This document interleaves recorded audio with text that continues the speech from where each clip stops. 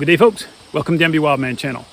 On today's video, we're going to talk about 3 key mistakes that you can make when you are hanging your trail cameras out there scouting for wildlife. Doesn't matter if you're looking for bear, doesn't matter if you're looking for deer, doesn't matter what you're looking for, turkeys, whatever you happen to be out there scouting for. Going to go over a few simple mistakes that you can make. And look, by no means am I the expert here. I'm just telling you that I've done some stuff wrong, and I'm trying to help you out, give you a shortcut so that you don't make the same mistakes I've made and end up with junky trail camera pictures or no trail camera pictures at all. Listen, if you haven't yet subscribed to the MB Wildman channel, we sure would appreciate it. Just go ahead, hit that subscribe button. And if you like the content that we're putting up, you can click on that bell somewhere there, and that will let you know when we upload new stuff. Right now, only about 10-15% of those viewing the videos are actually subscribing. It would really help the channel out if you just hit that subscribe button for us here on the MB Wildman channel. Okay, so here we are. We're going to go over what I would consider to be my sort of top 3 mistakes when it comes to hanging trail cameras looking for game. So number 1, and in no super particular order, but number 1 for me is to identify your directions, right? So you should never be hanging your trail camera in the west, so it points west, or so it points east, right? So obviously that's where the sun rises and sets, right? So the sun, comes up in the east and then sets in the west. So if you do that, if you make the mistake and you've got your, your deer spot or your bear spot or whatever, your trail, and it's all perfect, and you're like, okay, there's a tree right there, and you just set your camera, and then you don't consider the directions where the sunset and the sunrise is going to be, you're going to end up with a bunch of pictures that look like this. So in the morning, you've got pictures that look like, a nice foggy mist, and all you can see is a flash. There's probably something there, but you're not going to see it.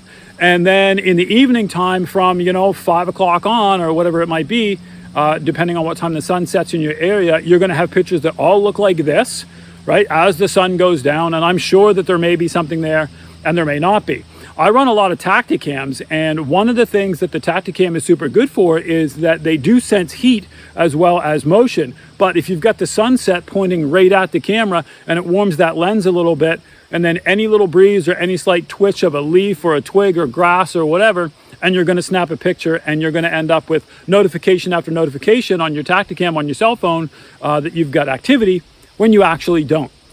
Even worse than that is you're going to come back, 3, 4, 5 weeks later to check your camera, all excited because there's 1,000 pictures or 1,500 pictures.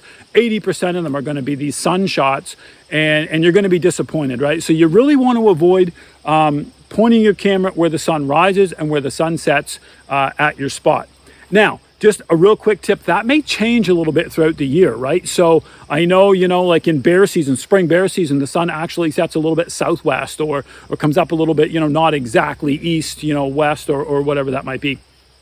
So you just want to make sure that you're not pointing your camera in the direction of a sunrise or a sunset, okay? That's tip number 1.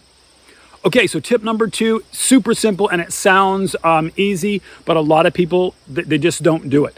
You need to see what your camera's pointed at. You actually need to check before you leave and walk out and leave your camera for 3 or 4 weeks. You need to check and see what it is you're looking at. I have done this before and it drives me crazy, right? So I hang my camera, I kind of eye it. It looks like it's all pointed in the right direction. I think I've got it set right. I go away, I come back a month later, and my camera's pointing up in the trees, or my camera's not pointed at my salt, or it's pointed way down too low, and all I'm getting is legs and bellies and the odd, deer with its head down or whatever that might be. Most cameras now have a little LCD window where you can check and see what you've got. Again, I run some Tacticams, so it's easy for me. I put the Tacticam up, I push the test picture, check my phone, I can see exactly what I'm looking at. I also run a lot of the microcams. Now, the Browning microcams are a little bit different, right? So the Browning microcams are a great camera, I really love them, but they don't have anything like that. They're just a pretty basic camera. They're small form factor, they're camouflage. I really like the way they operate. They take great video, but there's no way to really check. So what do? Well, I can tell you what I do. I set this up, I get it pointed, the direction I think it's supposed to be pointed. I've got my spot, I've got everything set up here, and I literally turn the camera on. I go for a little walk around, I check things out, I make sure I'm out in front for, 3 or 4 minutes or 5 minutes or whatever I got this camera set to. I then stop, I come back, I shut my camera off, pull my card, go ahead and I check that in my camera reader on my phone. I look at exactly what my picture is, exactly what my video looks like, and then I'm like, oh man, that's set too low or that's set too high. I can then adjust it and I repeat the process. Man, Andrew, it seems like a lot of work. You're going to be in your spot for 15 minutes. Yep, you might be. If you want good quality pictures and good quality video from your spot, it's worth putting that time in up front. Okay, there's nothing worse, and I guarantee, well, I won't guarantee you because there's lots that it's probably worse. But one of the horrible things is coming back again, looks like there's been a lot of activity. Your camera's not exactly pointed in the right direction. Another thing that happens when it comes to camera placement is that if you're pointed too high or pointed too low, it's not only that your view is different, it's that your IR sensor isn't catching motion in the way that it should be, right? So if you think about the way a camera is pointed at a spot, like out this way, then you want any activity, any motion to be sort of central to where that camera is. Not on the edge, not on the side, not on the top, not on the bottom. That way you catch as much activity as possible coming into your spot or staying and feeding around at your spot or just being at your spot. It doesn't make any difference if you're just watching a trail, if you're watching a lick branch, if you're doing a mock scrape. It doesn't make any difference what you're looking at. Your camera should be pretty much central and focused on that center part so that your IR picks up as much as possible.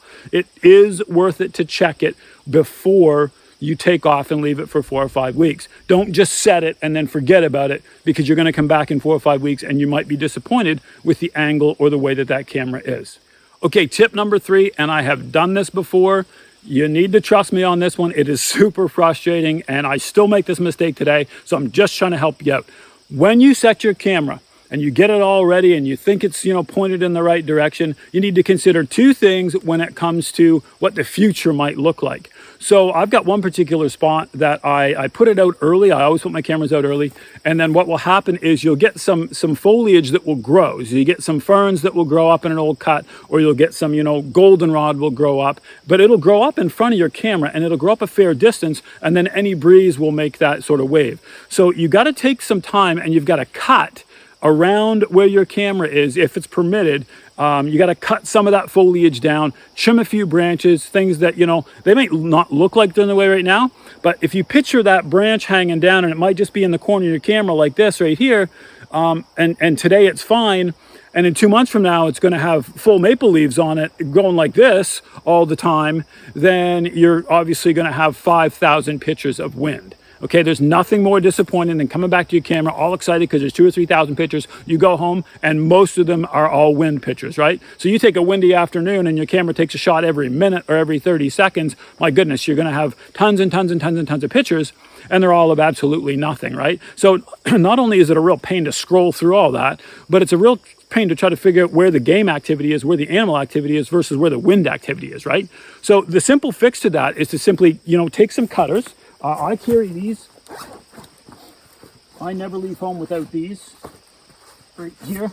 Right, so I never leave home without a good small set of cutters. These are, actually these are little Fiskars cutters, right? I can actually put a link in the description down below if you want to check out where I get these.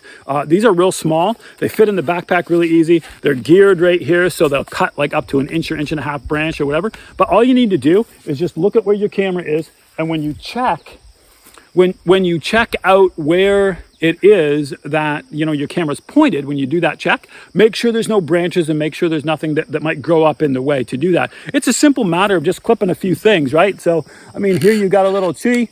It's just a matter, that branch is going to show in my camera, so you just snip it off. You don't have to cut the whole tree down. Nobody wants you to change the landscape. You just got to cut a few of those little branches just like that, trim that up, and then you'll be fine with what your camera shows. You got stuff like this right here, right? This is just a goldenrod that's kind of grown up in front. Nobody cares if you cut a piece of goldenrod off the edge of the field, I wouldn't think. Now, this young cedar tree right here, I would never cut this, right? I'm on a piece of ground that doesn't belong to me. I've got permission to be in here, but this is a young cedar sapling. Now, again, a tree isn't going to grow fast enough to interfere with your camera. If it's not looking at your camera right now, if it's not in the way, then it's not in the way. It's not going to be this year. 10 years from now, all right, maybe I got to move my camera. I don't know. but I'm not worried about that right now. What I'm worried about is a field of goldenrod that looks like this, right? That's grown up in the way of all of the stuff, right? So you can see how tall this gets. It gets way up here. And when I came in here to set this camera, this was all ankle high grass, right? And you can check out some of this goldenrod. I'm 6 feet tall, right? I'm 6 feet tall, and so is this goldenrod right here. This is going to be in my way of the camera, right? So when you look at that, it is super important to snip some things out of your way. It doesn't have to be perfect, but you got to get most of the things cut out of your way so that you can go ahead and when the wind does blow, you don't get a lot of action or activity out in front of your camera to trigger it. You don't want 5,000 wind pitches, you really don't. So anyway, look, this just real quick, a few tips, some experiences that I've had, some ways that you can set your camera so that you have more success right away without making the mistakes that I've made. And anyway, listen, I hope this is something that can help you out. And until next time, happy hunting from the MB Wildman channel.